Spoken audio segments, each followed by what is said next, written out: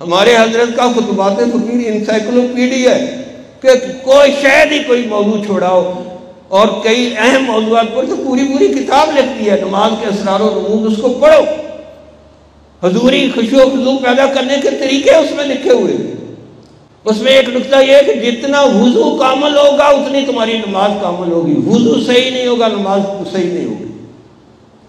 کہ وضو کو صحیح دعاؤں کے ساتھ، شکر کے ساتھ اچھے طریقے سے کریں تو انشاءاللہ نماز ہوگی۔ پھر نماز میں ہم نیتیں صحیح نہیں کرتے، بھئی اللہ کی بندگی، آہوزاری کی نیت، شکر کی نیت، 10 نیتیں کریں تاکہ آپ کو نماز کا صحیح اجر ملے، بدلہ ملے، اور نماز کے ذریعے آپ کا اللہ سے خصوصی تعلق جوڑ دے۔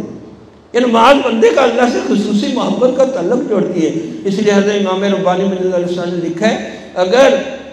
وسوسوں والی نماز پڑھنے والے لوگ جنت میں چلے بھی گئے تو جیسے سورج کے آگے بادل آ جاتا ہے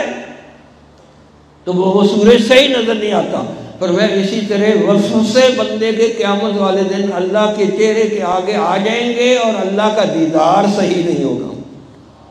تو اس لیے نماز اللہ کے دیدار کرنے کا طریقہ ہے، یہ معمولی چیز نہیں ہے۔ حضرت امام ربانی نے 3 مکتوبات لکھتے ہیں اور اس میں کٹھے ہیں 262 63 اور شاید 64 ہے، جس میں حضرت نے صرف نماز کے حقائق و معارف بیان کیے ہیں اور فرمایا جو بندہ نماز کا اس کو مزہ آنے لگ گیا، وہ قوالیات ادھر ادھر کی چیز کو نہیں سنتا، اس کو پھر پیور خالص نماز کا مزہ آتا ہے۔ تو کس سے مانگے